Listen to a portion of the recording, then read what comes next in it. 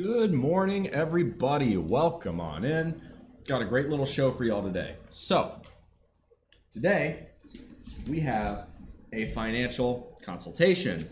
These are always a lot of fun. I am a big fan of those who have the balls to come out and ask me, yo, these are my finances. What do you think I can do in this situation? And how should I proceed? It takes a lot of courage to do that. Speaking of good financial moves, you see here I have a drying rack. This is one of many ways I cut down on my expenses because my apartment runs dryers that both don't work very well and cost a lot of money to use. So what I will do is I will wash my clothes. There are cheap ways to get around washing without a machine. Sometimes I do them, not always. But a great example is a drying rack costs you, well, I mean, shit, you can get it for $5 if you find it secondhand at a, Craigslist, OfferUp, or Goodwill. But even new, $20, this thing's already paid for itself several times over. So, let's go ahead and dive in. Got a great one today. So this is, Dear Bull Muscle, I'd like to quit my current job, which pays me well, but I really don't like because it feels like I was sold a bag of lies. You were, we'll get into that, for a job I feel I would enjoy more. I would rather be a teacher because I feel like I would enjoy that a lot more. And I know enough about you to where, yeah, I can see exactly why you would want to be a teacher, more if you got to coach, which you live in the great state of Texas. As a result, yeah. Athletics are a huge deal. Okay, so for anybody who doesn't understand this about Texas, this is more than any other state by a country mile. Although I will say, high school football here is really good because college football doesn't really exist. I mean, yes, you have UH, but there's no interstate rivalries here because there's just not enough people. But there are other states for high school athletics, and then there is Texas. And it's not just football. It can be basketball, baseball, and then for the women's side, volleyball is huge. Soccer is usually pretty big. Women's basketball is really big. Track and field's really big. Texas simply puts out a lot of high quality athletes. It's something the state and the people in the state collectively value. So I could make more as a coach. Yes, you probably could. So we're going to start with talking about, let me get my board here. Sorry, had a wrench. I was working on my car yesterday, checking the spark plugs. The spark plugs were good, so I need to figure out why else I'm getting slightly subpar fuel economy. My guess is the carburetor, or potentially could be the choke that's just running a bit rich. Not really sure. Excuse me, but it's something I need to figure out. So I make, I'm not going to post exact numbers here for your privacy. I'm not going to do that, but you make good money. And you live in a very low cost of living area. Your metropolitan area, if we can even call it that, yeah, I would say so. It's a big enough city, and I'm thinking there really isn't a bigger city within like a 100-mile radius. It's not bad size. It's a good sized city. Your city is big enough to where you can kind of get most of what you need while living there. Okay, some kind of screeching noise outside of my door. Not going to ask about that. But you make good enough money. You're certainly sitting comfortably, and it looks like you're saving a good chunk of it. I'm not going to show exactly what you're saving right now, but it looks like, based on everything you've given me, that you've got a pretty solid savings rate. The first thing we're going to talk about is your deductions. So deductions, you're doing roughly, and this I assume these are monthly paychecks just based on the numbers. If they're not monthly, adjust accordingly. You're putting roughly $1,300 away for deductions, which already puts you probably in the top 10% of Americans. So that's fantastic. Very, very well done there. Now, if you wanted to lower your tax burden, you could increase your 401k contribution, because at the moment, what you put back into your 401k, even with a match, although it doesn't, I asked about a match, it doesn't look like, it looks like you have both a 401k and a pension. It looks like they match your pension, not your 401k. Fine, fair enough. It's still worth putting money into your 401k because, of course, that is a tax deduction. So that is a very good idea that you should do that anyway. The fact that you are, that's a big green flag. Love to see it. Everything else, you have about a little over $1,000 a month for taxes. This is pretty good. Your take-home pay is definitely, it's covering more than all your expenses. Your expenses look pretty reasonable. So first one is you've got a mortgage. And that's roughly $1,600, a little bit more. It's more closer to $1,700. We're gonna round up. Roughly $1,700 a month at 6.625% interest. Now, I'm assuming that means you very recently closed on the loan. And 6.625 in today's loan environment isn't bad. It's probably an above average interest rate, like above average meaning good, below average in terms of absolute numbers. I think typically right now most people are getting rates offered to them in the 7s. So 6.6 is better than that, but it's still pretty high. So we're gonna get back to that. But your mortgage, it's on what sounds like a pretty good house. I don't think you're gonna have to worry about that house ever being underwater. You bought, the value of it is strong, it's not high. Of course, it's a lower cost of living area, so it's not, that house will never be worth $1 million, but you don't expect it to be. So that's, it looks like you've done your homework, it looks like you know where you want to live, it looks like you're planting roots in that area. Great, great, and great. I did ask, does this include PMI? And you said you put down 5% and have a conventional loan, so yes, it has a PMI. That's where we're gonna begin, okay? We're gonna go with all your other expenses, and I have the number, because you gave it to me itemized, which I thank you for. But adding it all up, your non-housing costs are roughly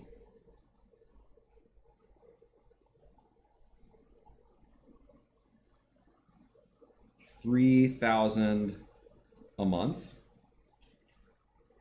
But in 4 months' time, it falls to roughly $2,300 a month because you're finishing a car loan. I am not a fan of ever financing things at a depreciating asset. I will grant, I financed my car back when I bought it, my first car, my Volt, in 2017, because I got a tax break for doing so, and I got it at 0%. This client has also gotten it at 0%. If you must finance a car, find a low interest rate, because financing a depreciating asset is bad. Paying interest on a depreciating asset is worse. So hats off to you on that one. At least you got it at a low interest rate and you're gonna pay it off in 4 months. That's fine. Honestly, great, stick to it. And then in 4 months' time, boom, your expenses have dropped by $700 a month. Now, how much money, just so you know, and this is really good, strong incentive to never ever buy another car with finance as long as you can, anyway. Run that thing till the fucking wheels come off, which I know you would. Your old car was a tank and you kept pretty good care of it. So $700 a month, okay?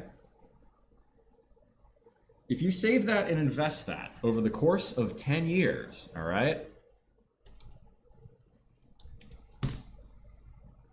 That is equivalent, this is just getting average historical returns, including inflation. So this is 7% post-inflation, which is historically what the S&P 500 has returned on average. You will save $121,000 in 10 years. That's money that probably will make you sit up in your chair. It should. That's a lot of money. So you have a strong incentive to, take care of your car. Make sure you get regular maintenance done. But do not upgrade anytime soon. Ideally, you run that car for the next 10 years minimum, unless you find a really good deal on something else. And even then, 121K in 10 years. So by running with the car you got now for as long as you can, you're going to save yourself a metric ass ton of money. Congratulations. But that's not really helping you. You were already going to do that. But that's more of a whoopee, celebrate, So that's the biggest takeaway you should get from this is that you're doing very well. And I'm very impressed. You're doing substantially better than I would say 90% of people out there, and you're going to like my final conclusion. Otherwise, after other expenses, you and the husband, so you're a couple, you have a joint, you are pulling in together, you're pulling in north of 6 figures. So these expenses, $2,300 a month, if you're pulling in north of 6 figures together, you are able to save an ass ton of money, which is fan-fucking-tastic. And we're going to talk about how you should save it in just a moment. Other expenses, let's see here. Saving an average of $1,250, pushing to do better than that. I think you can. There's definitely things it sounds like you could probably cut the fat on a bit. I know in the past I've done a diet video for you, so hopefully that will help decrease your food bill, because things like junk food and soda, kick that shit. Make your wallet fatter, not your gut. That's the easiest 2 birds with 1 stone you can possibly do. If you cut the junk food, it's extra money you can spend on other things, or better still, you can save. Maybe spend it on a bicycle. Had to give it to you. Had to give it to you. Anyway. I would like to quit to make in about 10 years or so as a teacher. I estimate I'd make around $50K as a teacher, more if I got to coach. Retiring before 65 is not a priority, since if I stay at my current job, I'd have to stick around till age 65 anyway to receive a full pension. I'd like to stay. I'm also looking to become a mother. I'd like to stay at home if I had kids, but it's not a priority because my employer has a program where mothers can bring their children to work if they're not walking yet. That is a fantastic program, and I wish more employers did it. After that, his family and mine have already offered to help, and I telework 2 days out of the week. That's not going to last. Oh, yeah, funny enough, I forgot. In your follow-up email, you told me that that was going away anyway. You got it for longer than most of us, so I guess appreciate what you had? Sorry. Not allowing telework is fucking stupid on most accounts. Husband works 4/10, so he'd be off to help one of these days. That's fantastic. Max 3 days of childcare. Great. The good news for you is that we were already talking in a previous video about you want to be a mother. It's going to take you a little bit of time to get in the proper physical shape to where that becomes more plausible. So you're going to have a solid year, or I mean, even a year, even if you just wait a year between now and the time you get pregnant, and then you've got another 9 months of pregnancy, that's subtracting the 4 months where you still got the car payment. That is 17 months of $2,300 a month expenses and a 6-figure salary, assuming you stay at your current job for that much. So, not to mention, I think if you were to quit your job, you probably wouldn't get everything from the pension, but you get a lump sum. The lump sum might be the exact thing you want. We'll get into why in a minute. Your utilities are a little on the high side given where you live. You should have very low electric and gas bills. I will grant in the summer it gets pretty hot there, right? It's Texas. I will grant you higher utility bills in the summer, but in the wintertime, your heater should be your own damn body. That's what those body squats should be for, okay? Cut your heating bills immediately. You should not be running the heater pretty much at all, if you can. Because every minute you spend in uncomfortably cold temperature is another minute your body has to burn more calories. This is the law of thermodynamics to keep your body warm. So that's a good thing. Take advantage of that. The months it is cold, which I will grant in Texas, isn't that much. It's, maybe 3 or 4 tops. So your car insurance, you're already looking to change coverage when the car is paid off. Excellent. Comprehensive and collision is mostly bullshit. Insurers are very good at denying coverage. It's mostly a scam to get any more insurance than you possibly have. And the truth is, you're intelligent enough and frugal enough to where, God forbid you got in an accident, you could find a beater to get by for a few months, let your finances recover. Ideally you get a payout from insurance, and then you go buy something nicer. So if you're willing to put up with that, you can get the benefit of much lower insurance costs, which any monthly cost, okay, how I got this, any monthly cost to see how much it is worth as a 10-year investment, multiply by 173. For weekly cost, multiply by 762, or they're about 760. It really depends on, okay, well, a month is between 4 and 5 weeks, except for February when it's 4 weeks. You get the idea. Anyway, so Let's see. Your husband works in the same place. It sounds like he's planning to work as long as he has to. The good news is he should not have to work until he's in his 60s as well. You two are doing fabulously. And it sounds like even if you take the job, you two could, if you wanted to, or at least he could. Sounds like you really want to be, a teacher, so it doesn't apply to you as much. It sounds like he probably won't need to work into his 60s. So that's great news for him, but that's not really what you asked me. But it's an important side note. So I currently have a nice chunk of change, a 5-digit chunk of change, after putting another 5-digit chunk of change towards my house. This is including remodeling, closing costs, and the down payment. Congratulations. You will say, okay, plan is for me to pay off my car and then put that money, roughly the car payment, which is a good solid 3-figure number, north of 500, towards a second payment each month for principal on the mortgage. Girl, you are killing it. That's the first thing I was going to say. My advice is to take your savings, especially if they're sitting in a bank account earning less than 4%, take those savings and immediately put it toward the PMI. Here's why, okay? PMI is a scam. Really, it ultimately is. You are paying for insurance on the fact that you're not ever going to pay 20% of the mortgage back. Bullshit. You and I both know you can afford to pay a full 20% down payment.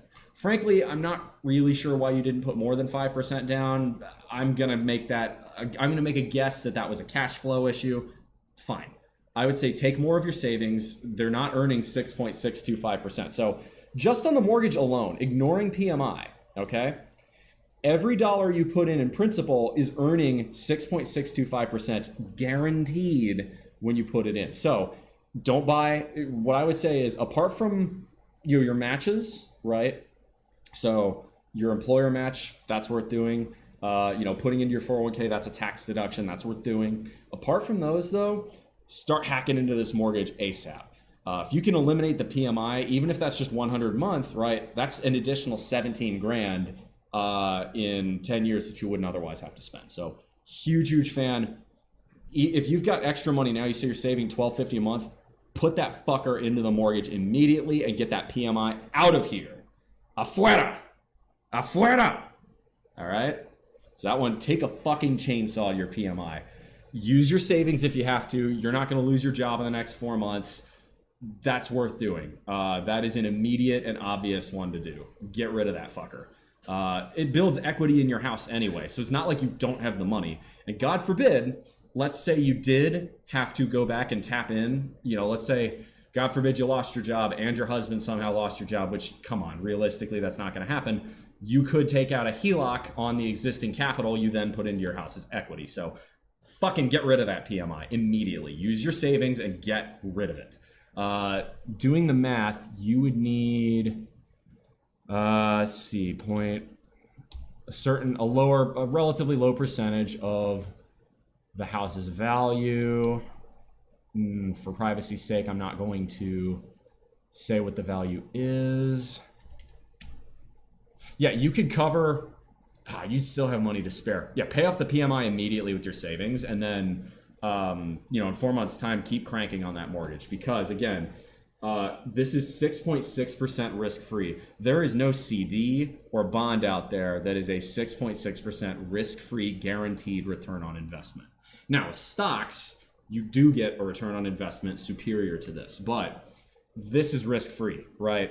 And then once you have your house paid off, talk about a drop in costs, right? You go from $1,700 plus $2,300, which is $4,000 a month, to $2,300 a month, which means you need far less income to support that, right? $2,300 a month multiplied by 12 is less than $30,000 a year. In other words, if you really wanted to, you could work off of one income, let alone two.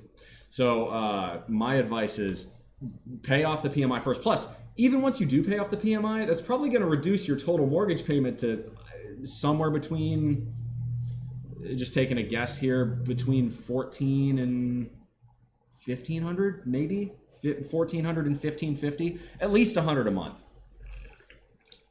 So drop that fucker immediately. Because again, your 30K is sitting in savings now. Nah, that's you're earning 4% or less on that money. You know, if you're earning that much on your money, just throw it in the mortgage. You're getting a better return. And worst case, you could always take a HELOC if you needed the money out. But I don't think you're going to, based on you have a secure job, and your husband has you have so much security. So be willing to torch the savings to get the PMI going. Instant. Okay. Do that like fucking on Monday, whenever the mortgage broker opens. Do that immediately. Make it happen. I know you can. So that's my first piece of advice. Don't wait. Then after that, keep pumping that kind of money. You know, at least the car payment, if not more, honestly. Right. So if you were, here's a great example. Okay. So here's the interest. If you just paid your current, I assume it's a 30-year mortgage. Hang on.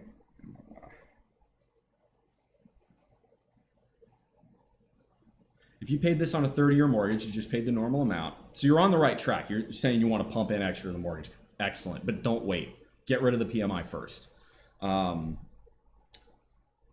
If you just did the standard 30-year, you would end up paying a grand total of $230, roughly, $1,000 on your interest if you did the full 30-year loan. If you were to pay about $400 extra a month, $400, so not even as much as your car payment, you cut the amount of interest you pay by about 60%. So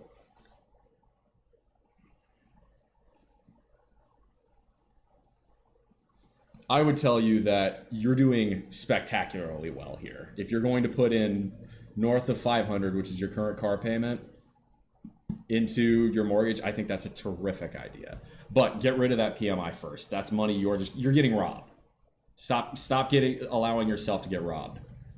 Tell the PMI broker to eat a dick. Don't do that. All right?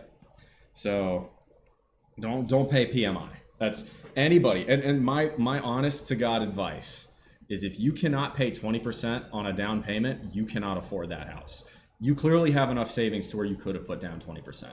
So I go pay off the PMI, and then in 4 months' time, start pumping that money into your house. That's guaranteed. It's going to slash your interest costs even more than this, probably more 70-75% range. And then if you want, you can always, when interest rates, eventually they will probably come down whenever the next recession hits, would be my guess. If interest rates come down in the next recession, look at a refi. You can refi, right? If let's just say you've paid off 40% of this loan in, I don't know, let's say 2027 a recession hits. You've paid off a shit ton of money. You've been stacking, you've paid off the PMI, and then you've been paying off extra on your mortgage every month. Let's say a recession hits, you can get a refi at, let's just say 4.5%. That's even better. If you want, you can do a combine refi HELOC where you can take some capital out, increase your principal that you want, and pay, have lower monthly payments. But I would say when it's at if it's north of 5%, your best bet is to just push money into it. Because again, this is guaranteed. S&P 500 returns more on average, but it's not 100% guaranteed. S&P 500 is going to do this. It is volatile. So all that being said, you're off to an incredible start. So I really want to emphasize that enough. Now we're going to talk about what to do with the rest of your money. But I would say your biggest priority is pay off the PMI immediately. Once you've got the car payment paid down, start blasting that interest, that mortgage as hard as you can, because you're earning 6.625% on every fucking dollar you put in, which is very good. And right now, interest rates aren't low enough to refi anyway, but definitely, again, the more money you put into your mortgage too, the easier it is to get a HELOC. God forbid you need the money for something. So that's good news. All right, and I promise we'll get back to the when can I move to become a teacher. We'll get there, because the answer is a lot sooner than you think. But I want to talk about how you should invest the other money first. Okay. So now,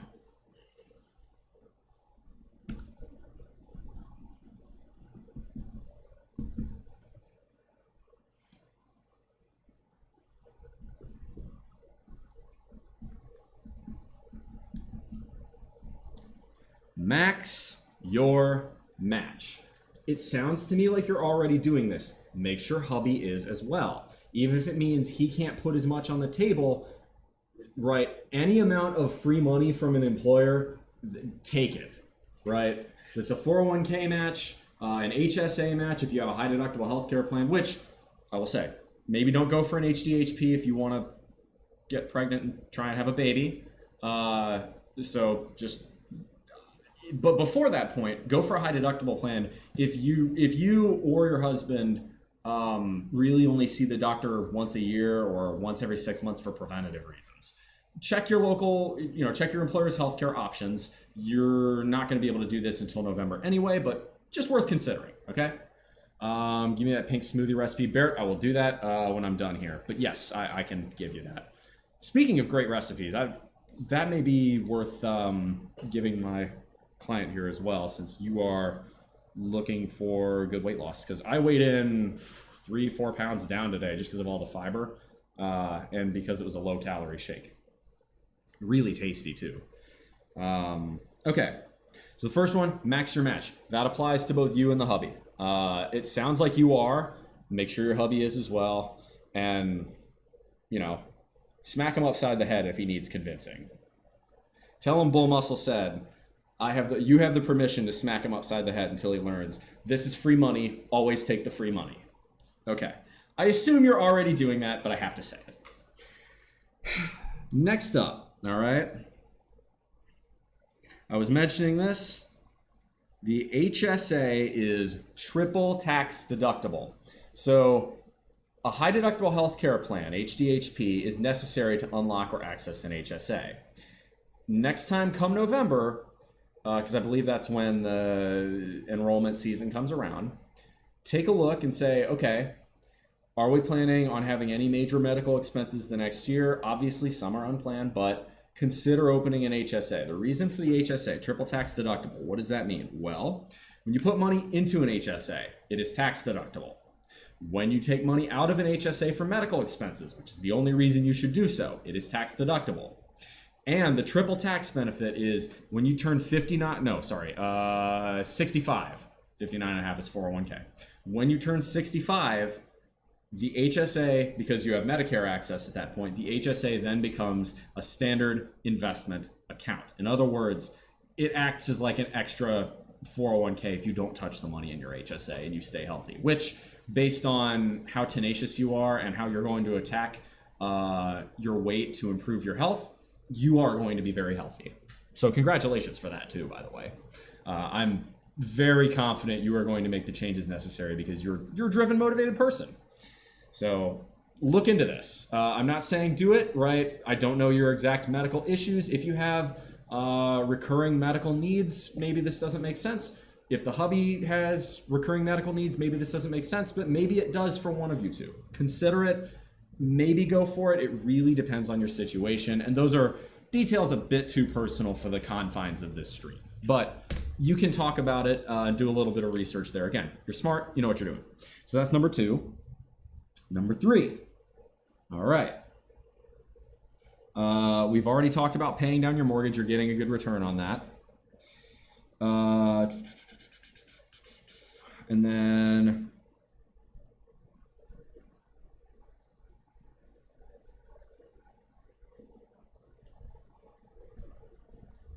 you can either increase your 401k or start an IRA. Doesn't really matter, assuming it doesn't sound like you're going to want to tap into the money until your retirement years anyway. You can pick either of these. The benefits to let me go. The benefits to the 401k is that you're already doing it, so it keeps it one account, and it's very simple. You can pay as much as, I believe, $24,000 into a 401k per year, which is what I do, and you get a massive tax break on all of that because all that money is tax deductible. In other words, you can take $24K of your salary and make it tax deductible. Now, because y'all are married, I don't know if y'all file as a household.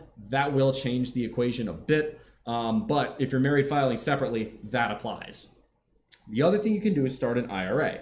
IRA stands for Independent Retirement Account. You probably already knew what that was, and you've probably heard the term Roth IRA and traditional IRA. The difference between the two is very simple. A traditional IRA gives you the tax benefit upfront now. A Roth IRA gives you the tax benefit when you go to take the money out decades from now. You have to pay taxes on a Roth now, you have to pay taxes later on a traditional IRA. Because when I plan to retire, my income and therefore what I take out will be a lot lower bracket than what I pay now, I go with the traditional. If you find that you believe that you are going to pay a higher tax rate in the future when you take that money out versus your current tax rate, a Roth may make sense. That's a personal decision. It also depends on, do you think the government is going to live up to its promises on Roth? I frankly don't, because we're $36 trillion in debt. I think there's going to be some idiot leftist that gets elected that tries to fuck people over with Roth IRAs. That if left-wing politicians were intelligent, they would know not to fuck with that. Left-wing politicians are generally, on economics anyway, not very intelligent. It's annoying. I'm not some MAGA Trump person, but like, don't fuck with people's tax benefits, right? If you promise them a Roth IRA tax benefit, don't go and try to fuck with it later. I could 100% see the government doing that, though. I would not put it past the U.S. government to do that. So that's personally why I go with hey, Corey Tankersley, thank you very much for the sub. Welcome on in. Awesome, we've got alerts working again. Love to see that. But yes, really depends on your individual situation. Traditional versus Roth, both are great options. Or just keep with your 401k. Can do either. The other thing with 401ks, there are ways to tap that money before age 59 and a half if you need to. It sounds like to me your situation is such that you don't. So I'm not really going to go over them here. If you find that you would ever need that, come talk to me. I can help you with that. There's the 72T distribution, and there's the backdoor Roth IRA ladder conversion. But really, those are not particularly germane to your situation. So that would be the next option. Again, you get plenty cash here. Okay, so your expenses, you're already looking at lowering your car insurance, great. Groceries, since you're trying to change your diet a little bit, that should also decline if you're not buying crap anymore, which you shouldn't. Also great. Your phone, you could try Mint. I actually do have a referral link for Mint, I think, even though I'm not currently using it. I got a really great deal from Spectrum for internet and phone, which will expire in a couple months here. But Mint is a decent low-cost carrier. It's like $20 a month. The service is like 80% as good as Verizon, but the cost is less than 50%. That's a win to me. If you find that having better phone service is worth the extra money, okay, you don't have to do that. But it is something you could probably cut. Anyway, one other thing for your mortgage that I should mention, check to make sure there are no fees for early payoff. Usually this is a thing of the past, but in the past, some of the shadier mortgage brokers have tried to make a penalty for you to pay off your mortgage early. This is bullshit, and if you have this, try to fight tooth and nail against it. But either way, at 6.6% interest, paying off the mortgage is probably your biggest win, because that's a guaranteed investment return, in effect. Okay, so as for investing, great. So wonderful, whoop-de-doo. You've got all this money that's starting to come in. You've got a good job. Your husband has a good job. You're pulling in north of 6 figures together. You are kicking ass, okay? You are probably in the top 5% of people your age, definitely in the top 10%. But you and Hubs are doing fantastic. You should feel very good about this. Where do I put the money? Okay, investments. Now, with your 401k, it may be that your employer requires you to use a certain brokerage, okay? You don't have a choice in that case. However, if you do have a choice, and this also applies if you look at making an IRA, I would recommend too, if your 401k has a shit ton of fees on it, okay, that changes the equation a little bit, but you know, that we'll get back to that. But if you want to start an IRA, the best company is Vanguard. Vanguard's the gold standard. It is the 1993 Toyota Corolla of investment brokerages. UI sucks. It's not particularly the fastest, but it is dead fucking reliable and it won't let you down. And the costs of operating are the lowest. They are rock bottom. Vanguard is owned by investors, which is why I trust it more, okay? I don't get paid by Vanguard to say this. Vanguard doesn't know who the fuck I am, even though I have a large chunk of my fortune saved with them. All right? If for whatever reason Vanguard is not available, I recommend Fidelity as the silver standard, okay? Those are the two you should try and work with if you have the option. If you don't, okay, well, that changes things. But let's talk about so that's who you should invest with. Now we'll talk about what you should invest in, okay? There is a difference, right? So I recommend Vanguard's VTI Exchange Traded Fund. VTI is a large fund that more or less mimics the movements of the S&P 500 very closely. In general, VTI and S&P 500 are more or less interchangeable. There's some small differences, but generally speaking, they move about the same. So what is the S&P 500? The Standard & Poor's, that's S&P by the way, 500 is the 500 blue chip companies in the United States. These are American companies that are very well established, have huge market caps, market cap being the total value of how big a company is. So think companies like General Motors, Coca-Cola, Johnson & Johnson, right? Big name brands that you could easily recognize, okay? I recommend using VTI for the majority of the money you put away in a 401k. There is volatility. And you say, okay, well, I could recommend a bond fund, right? For you, if you wanted to smooth the ride and be a bit more conservative. However, I'm going to say in your situation, BND, Vanguard's bond fund, is not necessary. Why do I say it's not necessary? Because your bond fund is not going to give you more than a couple % return a year, especially these days. Right now, it's probably hovering around 4. Whereas if you put that money into your mortgage, the money you're saving on interest is 6.6%. So any money you would want to throw into your BND fund to smooth, quote unquote, smooth the ride, fuck that, just put it into your mortgage more. Really, the faster you pay off that mortgage, the better life becomes for you guys. Another one I would recommend, if you would like a little bit more conservatism in your investment accounts, are these two. VYM is Vanguard's dividend fund, okay? And Fidelity has equivalents, you just have to look them up. I don't know them off the top of my head. I work with Vanguard, those are the funds I know, but you get the idea.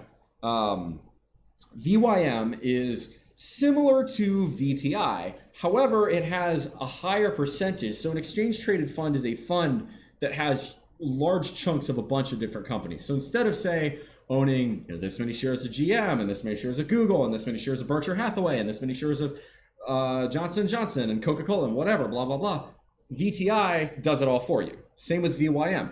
VYM, however, biases itself towards companies with higher dividend yields. So this is going to be companies like ExxonMobil, Home Depot, a lot of the banks, probably, Citigroup or something like that, right? General Electric, that's a bad example. General Electric's going down the shitter. You get what I mean, though, right? Companies that probably aren't growing as fast, higher growth companies, or think Tesla or Google or Apple or whatever, but companies that provide stable dividends, okay?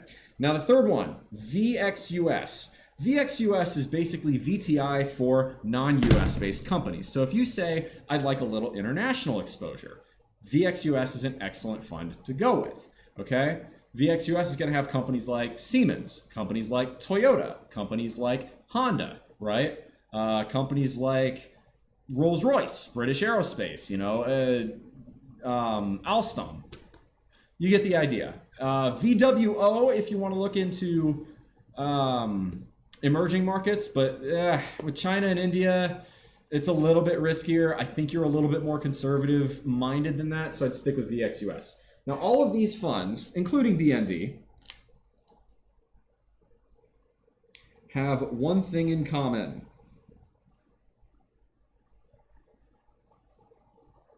A low expense ratio, okay? What is an expense ratio? So an expense ratio is the amount of money that the brokerage, in this case Vanguard, takes from your account to run the fund, right? So constantly adjusting and tweaking VTI, for instance, does take a little bit of manpower to do, and so they require a small expense fee. Now, compared to most funds that are managed actively by managers, this being a passively done fund, VTI is, I believe, the lowest at 0.03%. So every year, if you were to put in $10,000, Vanguard will take 3 to run the fund, which I think is pretty reasonable. I believe VYM and VXUS respectively are around 0.08. Still very good. Anything below 0.1 is great. Anything below 0.2 is good. Anything above 0.2, start asking some serious questions as to, am I going to get outperform, or am I going to get better performance from some of these funds? So this is how I would recommend you invest your money. Huge fan. I would say for you, 75% or more of your money should go into VTI. Then maybe the other 25%, 10% VYM, 15% VXUS. If you wanted small cap exposure and mid cap exposure, you could look at VO and VB. Your small caps are going to be companies like Lululemon. Still great companies, they're just not as big as General Motors, for instance, right? So that's sort of where I would generally go with it. But VO, VB, VNQ, that's real estate, which again, if you've got a house, you don't need more exposure to that.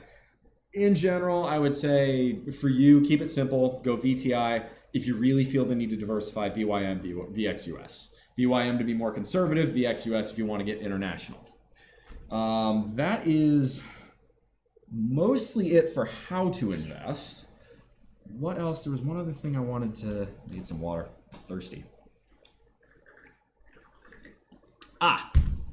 The grand finale. So, all this in mind, right? You're looking at a salary cut, a fairly substantial one. You said you'd probably make about $50K as a teacher. I believe that, especially with your background. You could teach in more, let's go with in-demand subjects, which should increase your value as a teacher, at least somewhat. Provided you don't have to go back to school. If they require you get a master's degree, you really gotta want being a teacher. But I think with your background, the Texas state education system needs more people like you, not fewer. Hopefully they see that as well. I think a lot of the credentialism that plagues the teaching industry is unnecessary. Again, if you have someone who's got good working experience and is very smart academically and knows how to motivate kids, and I think you do, you're very good with that. I hope for your sake that isn't necessary. Let's go ahead and assume it is not. If it is, that does change things a bit. But what I would say is, here's your game plan.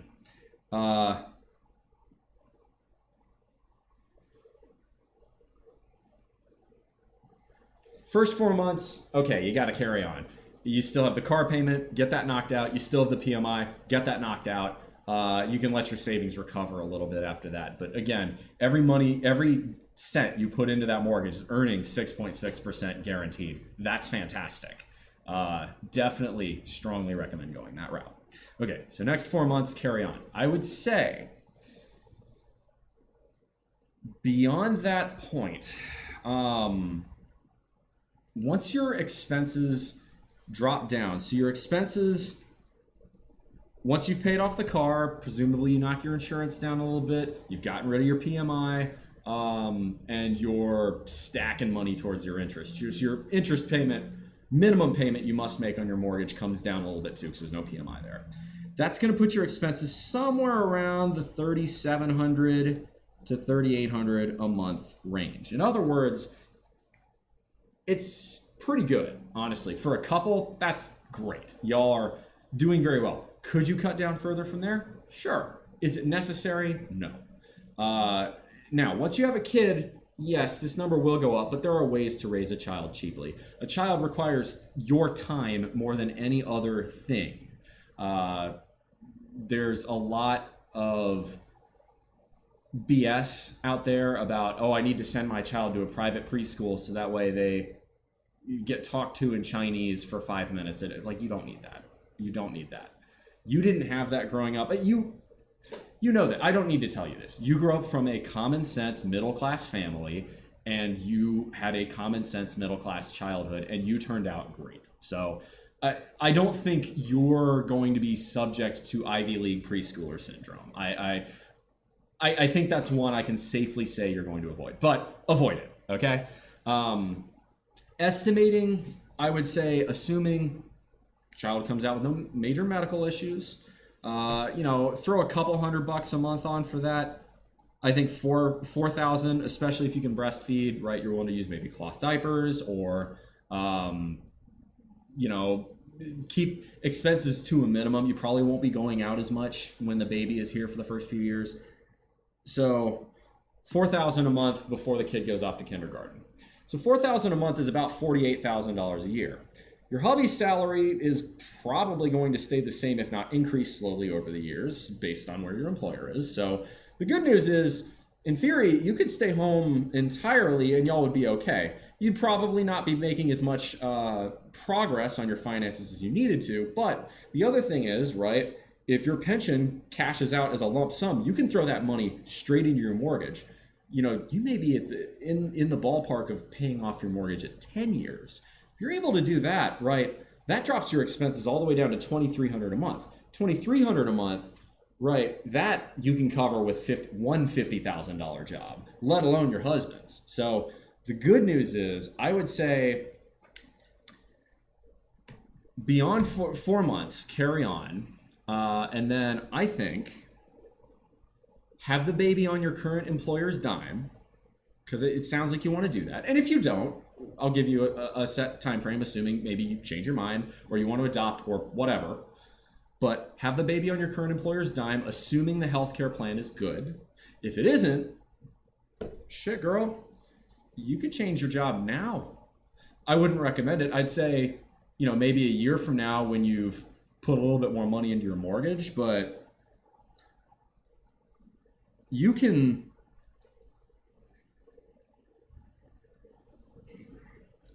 quit to become a teacher and you'd be okay now. I would say 1 year. You said wait 10 years. Life is too short for that. You know what you want out of life. You always have. And you have worked hard enough to have the freedom to pursue it. I'm very proud of where you and your husband have come. For people your age, you're star students. You're, to use an educational metaphor, y'all are scoring 95s, 99s on the test. You're kind of making the rest of the class look bad. Okay, that's how good y'all are doing. Unless there's some unforeseen debt y'all didn't tell me about, which I don't think there is, knowing you. You don't have something stupid like credit card debt that you're paying 22% interest on. So I really fucking hope not. But it sounds like, again, I don't have to worry about that with you because you were raised right and you're smart. You're really smart, okay? You're probably a lot smarter than you give yourself credit for. So I would say,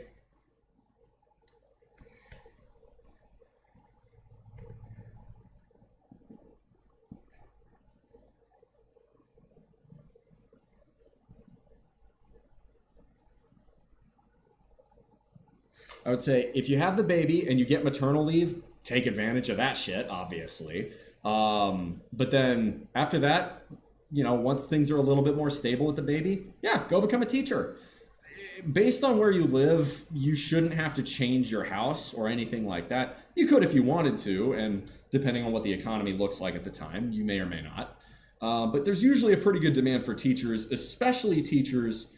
Right, you live in Texas. Texas is a growing state with growing families and growing populations that need teachers. So I think you're not going to have any trouble finding work, especially given the references that you probably have in the teaching world. So that's the good news, okay?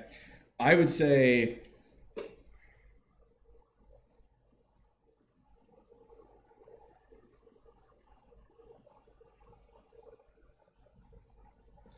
if no baby, get the PMI done, so 20%, get to 25% mortgage, which should take you no more than 1 year. Your life is way too short and you have worked way too hard not to pursue what you want. And again, it's not like you're going to be making nothing as a teacher. You said yourself, 50,000, right? So 50,000 plus your husband's salary, you're way clearing 4,000 a month. 4,000 a month is 48K a year. So 50 and 50, and then you said you might make more extra as a coach, and you would probably want to coach something anyway. So let's say that puts you to 55 or even 60, right? And then let's assume, right, your husband's not going to stay at the same salary forever. He's probably going to see increases over the years. Y'all are doing just fine. Y'all are doing fantastic.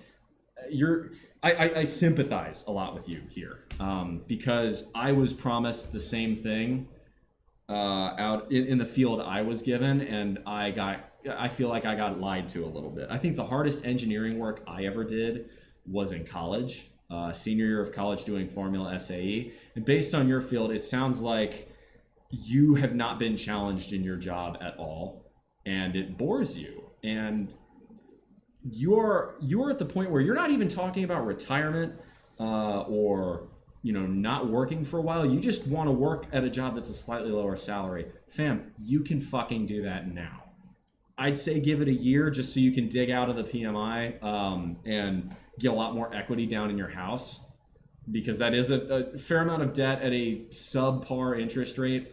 Better than what you can get on the market now, but subpar, especially considering what interest rates were, say, 3 or 4 years ago. So there you go. I would say, really, this is, of all the financial consultations I've had, you have by far and away the best situation. And you should be very proud of that. You've got money saved. Use it to pay off your debt. Knock out that car payment. And, you keep saving, right? You don't have to throw all of it into your 401k. That's the most efficient because it's the most tax advantaged. You can have a savings account on the side if you want a rainy day fund and it makes you feel better. I wouldn't make it any more than maybe 3 to 6 months expenses, because again, what are the odds that you both get fired simultaneously, which is what it would take to have to tap into an emergency fund like that. And that emergency fund is going to earn peanuts in terms of interest, whereas paying off your mortgage earns you 6.6% guaranteed. Again, and in that event of an emergency, that's where you go and apply for a HELOC and tap your equity. So that's where I would go. And I've got some good, they're mostly Mr. Money Mustache, honestly, because there's a ton of good ones that apply here. One is the cost of taking care of a child. One is the costs of using a HELOC as your emergency fund and the benefits of doing so. One is quitting a job with golden handcuffs, like a really good pension. And again, you're not going to get nothing out of that pension. You probably get some kind of lump sum. If you get the lump sum, perfect. Throw that fucker into your mortgage. And I mean, God, when that mortgage is paid off, you're really fucking set. You could quit and do nothing if you wanted to. I suspect you wouldn't, but you could. Or if you really like your job, hubby could quit and be a full-time dad, which maybe he wants to do that. That one's really a you decision. Or, you could increase your expenses, go take some trips. If kid wants to do, in 7 or 8 years wants to do really high level club baseball, for instance, you could float that. Really up to you on that one. So it's an open-ended question, but I'd say you're doing great. Tons of green flags, and absolutely not. You do not need to wait 10 fucking long, boring years to pursue the career you want to do anyway, right? That would be a mistake. You would have lots of money, a lot more money, sure, but you're not looking to retire early. You said it yourself. So why do that? If your money as a teacher can pay the bills, which it can, tell your current employer to shove it in a year or so.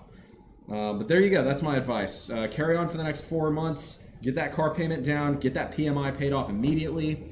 And then I would say plan when you want to quit and make it a when, not an if, and become a teacher. Plan it around how you want to deal with a pregnancy and raising kids. Because I would assume that being a teacher, you're probably going to get some good benefits for that, right? Obviously, you'll have summers off, which makes raising the children easier in the summer.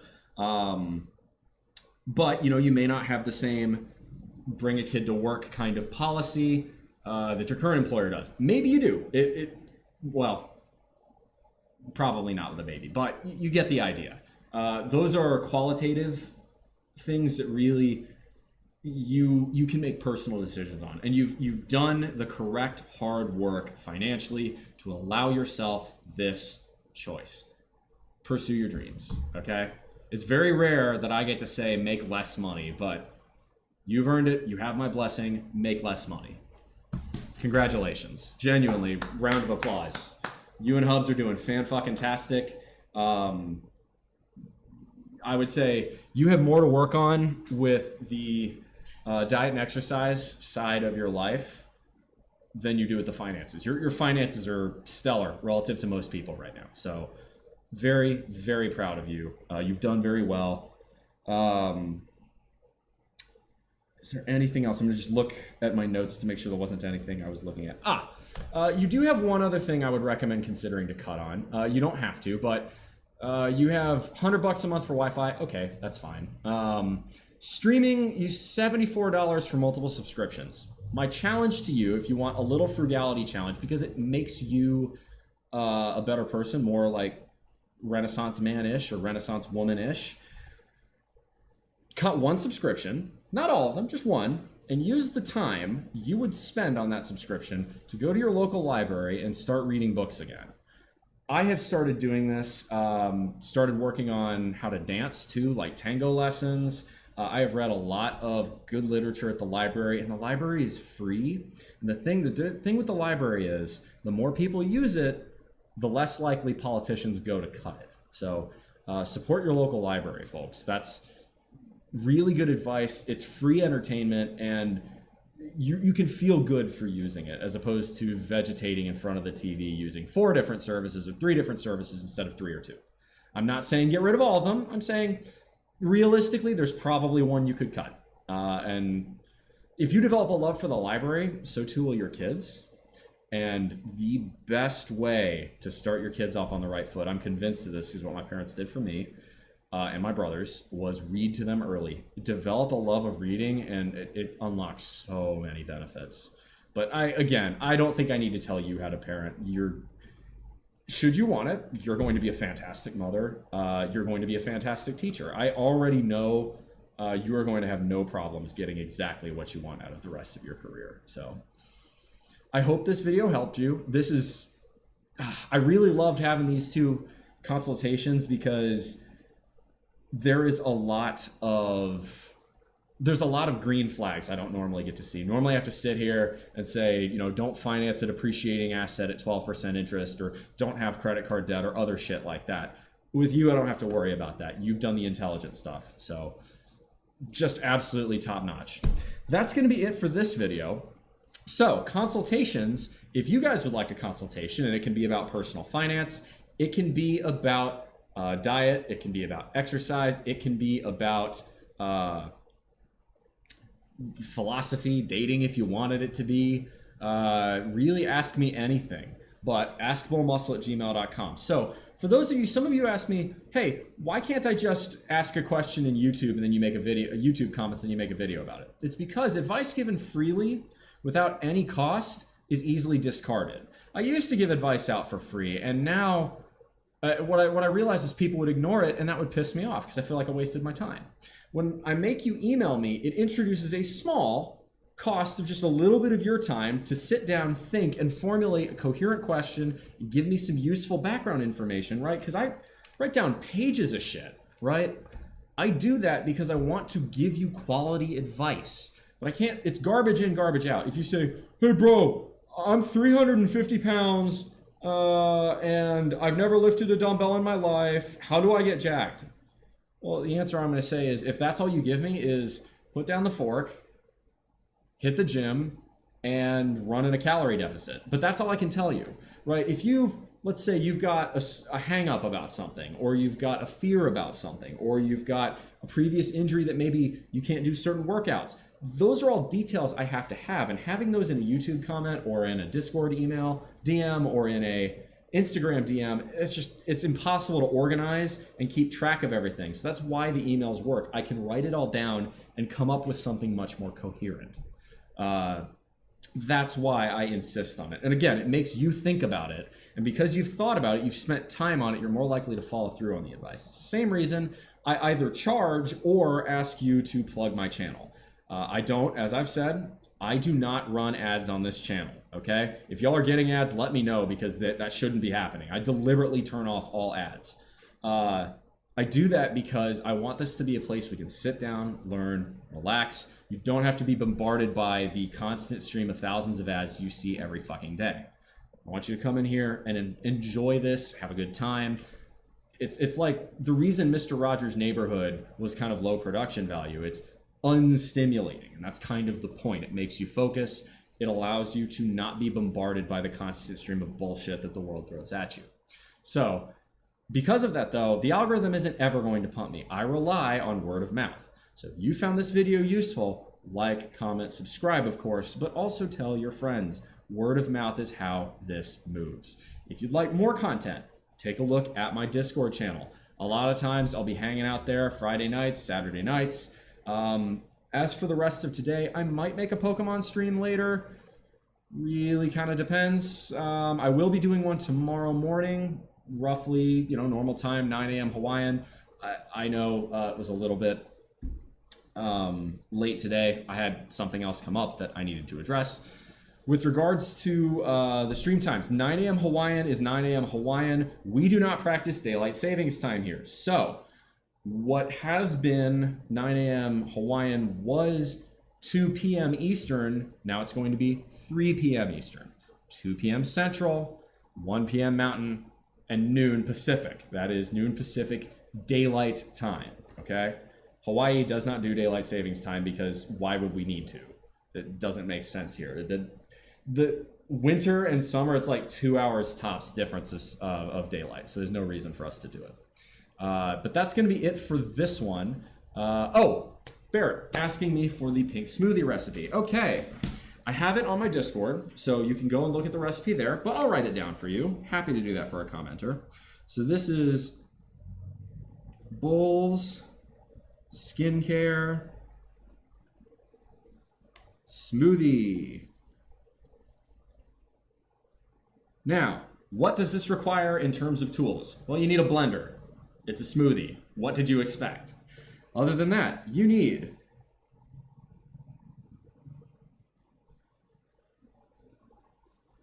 two beets and 2 carrots. This is where it gets its signature pinkish color from. The carrots provide a little bit of orange and lighten what is otherwise a very dark red from the beets, okay?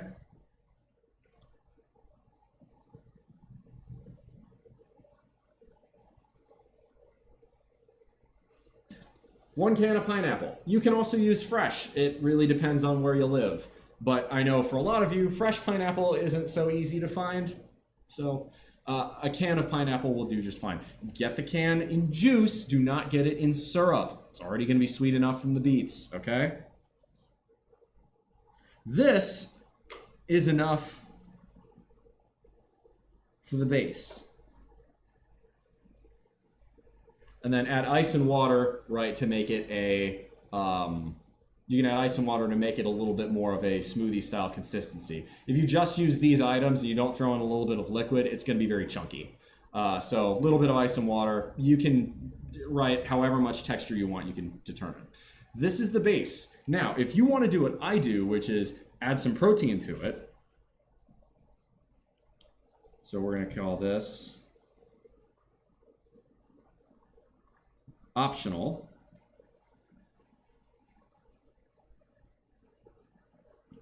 One scoop of vanilla protein powder, okay?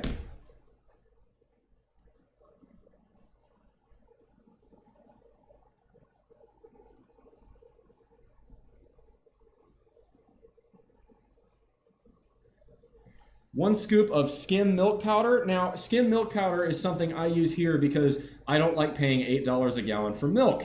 I live in Hawaii. This is a me problem, not a y'all problem. So you could instead just you could omit this, and instead of using ice or water, you could just pour milk into it. That works too. I recommend skim if you're trying to keep the calories low. You could use whole or 2% if that suited you. In general, I feel like the mouthfeel is already pretty thick, not creamy, but good enough, thanks to the protein powder. Protein powder, again, is all optional.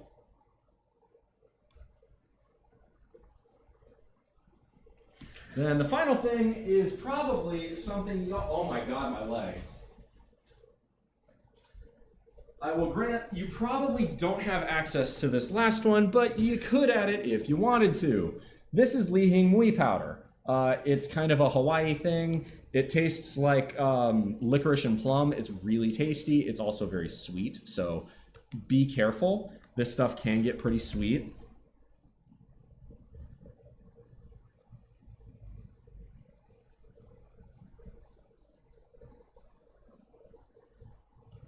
And then finally, Greek yogurt if you want it to be less sweet. Non-fat Greek yogurt has a shit ton of protein in it, so it's really good for you. I did mine with, I did mine with everything you see on here, except for the milk, obviously. I used milk powder. So all this thrown in there gave me a total macro count of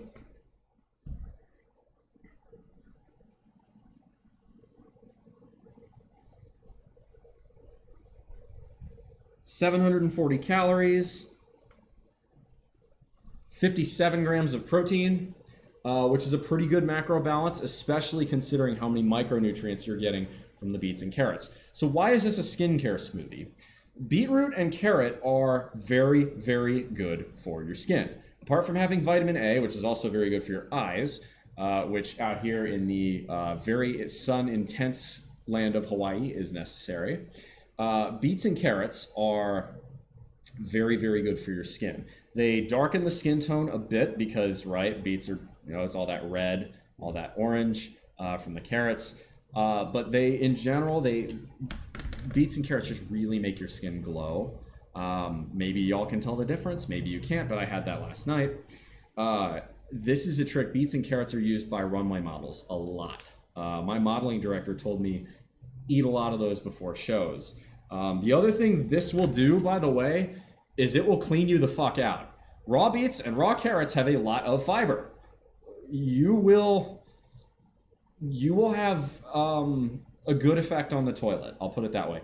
Don't be alarmed, by the way, if your waist, either number 1 or number 2, turns a bit reddish. That's from the beets. It's totally normal, okay? My morning constitutional, not to be gross, but it was blood red this morning. The reason is not because I have some disease, it's because I ate beets last night, okay? It's the same reason, right? There's other foods you can eat that change the color of your waist, right? Beets just happen to do it very, very strongly because, right, if you've gotten a stain from beet juice on something, it's never coming out. So there you go. I hope y'all liked this. This and more recipes are on my Holy Grails thread within my Discord. So if you want more of these, the Discord's where to be. But that's going to be it for this one. I hope y'all enjoyed. Huge fan of that smoothie. It's a go-to for me. I will say finding beets out here is kind of a pain in the ass because, well, like most things, they have to be imported to Hawaii. Wah wah. But that's going to be it for this one. So I hope y'all enjoyed. Until next time, and I may have another stream in probably 30 minutes or so. I need to figure out what else the hell I need to do today. But other than that, yeah, I need to talk to my modeling director because he said he wanted to meet up and pay me for the New York show. Important. Gotta get that bread, huh? Gotta get that money. Anyway, that's going to be it for today. As always, y'all make good decisions. Good decisions form your actions. Those actions form your habits. Those habits form your values. And those values form an ethos. Could be the guide star through the rough waters of life. Much love. Come in for the hug. Oh, sweet Mary, Mother of God, my legs are killing me.